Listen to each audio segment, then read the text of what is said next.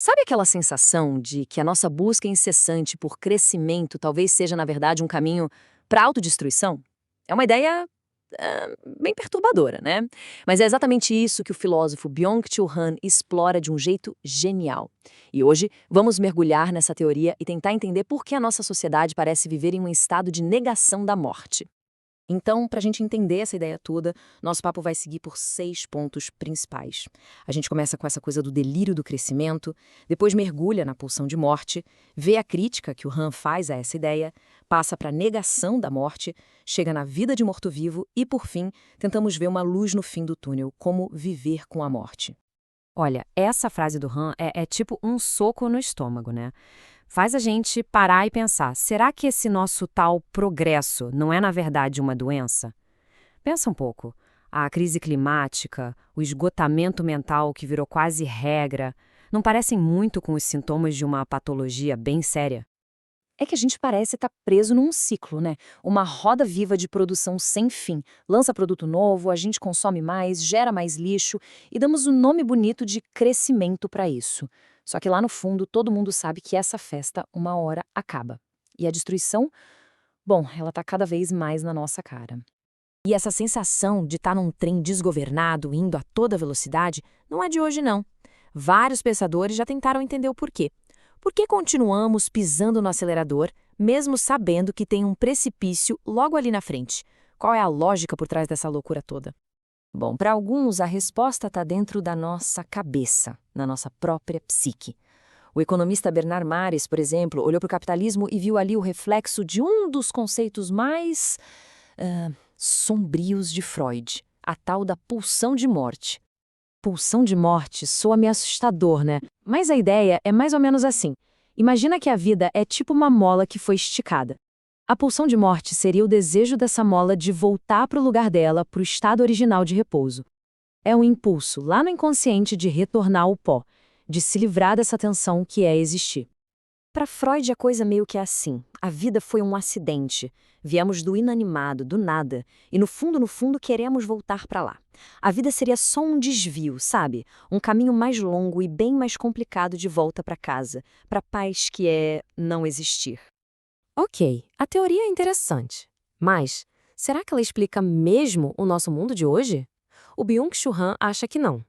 Para ele, a destruição que a gente vê por aí não tem nada de quieta, de busca por paz. Muito pelo contrário. Ela é barulhenta, é cruel e, será que é até prazerosa? E é aqui que está o pulo do gato. A pulsão de morte freudiana é sobre voltar para o silêncio, para a paz. Agora, o capitalismo, ele é sobre barulho, é sobre poder, é sobre aquela satisfação de esmagar a concorrência. Existe um prazer quase sádico nisso, e é algo que a teoria do Freud não dá conta de explicar. A diferença é gritante, né? De um lado, a pulsão de morte de Freud, que seria algo universal, de todo ser vivo querendo voltar para o estado inanimado. Do outro, a pulsão destrutiva do capitalismo, que é uma coisa especificamente humana. É sobre crueldade, sobre a fantasia de ser onipotente, quase um deus. É sobre o prazer de dominar, de destruir. Então tá, se não há um desejo de morrer, o que move essa máquina? Aí o Han vem e vira o jogo de cabeça para baixo. Ele diz que a força que move tudo não é um desejo pela morte, mas sim um medo, um pavor aterrorizante dela. É uma fuga desesperada da nossa própria finitude. E olha, é aí que as peças começam a se encaixar. Esse nosso medo inconsciente da morte vira o combustível para essa máquina de crescimento que não para nunca.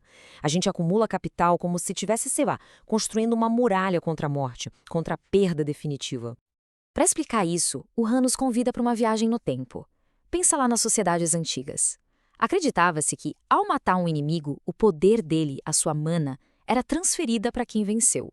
Então, acumular mana era um jeito de se fortalecer, de se blindar contra a morte. Soa familiar? Pois é, a lógica é a mesmíssima, só mudou o nome das coisas. A batalha virou a competição do mercado, a Manã virou o capital, e o objetivo final continua o mesmo de sempre: acumular poder para ter a ilusão de que se é imortal. A psicologia por trás disso tudo pode ser resumida numa frase que é até assustadora de tão simples: ter mais capital significa morrer menos. É essa a ilusão de que dá para comprar imortalidade. Só que Essa fuga da morte tem um preço altíssimo. E o preço é a própria vida. É um paradoxo, né? Ao negar a morte, a gente acaba criando uma existência de morto-vivo. Uma vida que não tem vida de verdade. Pensa só na cultura da alta performance, do hustle, acordar às 5 da manhã, otimizar cada segundo, nunca parar.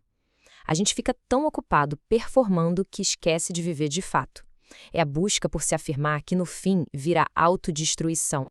E a obsessão com a saúde, então, contar caloria, medir cada passo, otimizar o sono, tudo isso com medo de fundo, o medo de morrer. Mas espera aí, isso é viver ou é só sobreviver? E a luta contra o envelhecimento? A gente congela o rosto para esconder as marcas do tempo, para negar que somos mortais. Mas, ao fazer isso, não estamos matando justamente a nossa expressividade, a nossa própria vida que está ali marcada no rosto? E com isso tudo, a gente chega nesse paradoxo que é aterrorizante. Demasiado vivos para morrer e demasiado mortos para viver. Fica-se preso num limbo, sem a paz da morte, mas também sem a alegria pulsante da vida. Tá, mas e aí? Tem saída desse limbo? O Han, junto com outros pensadores como o Bataille e o Adorno, acredita que sim. E a resposta, por mais bizarro que possa parecer, está em abraçar justamente aquilo de que a gente mais tem medo. A solução é tipo virar uma chavinha na cabeça. Em vez de correr da morte, a gente tem que, sei lá, convidá-la para avançar. Para um cara como o Bataille, é a consciência de que vamos morrer que torna a vida mais intensa, mais apaixonada.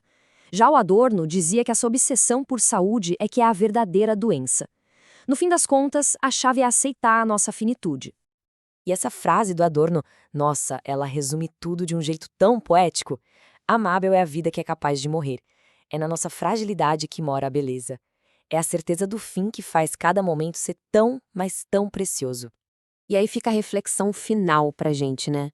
Nessa busca toda por segurança, por mais tempo, por mais vida, será que não estamos, na verdade, esquecendo de viver? Talvez. Talvez a única forma de viver de verdade seja aceitar, de coração aberto, que um dia vamos morrer. Fica aí o pensamento.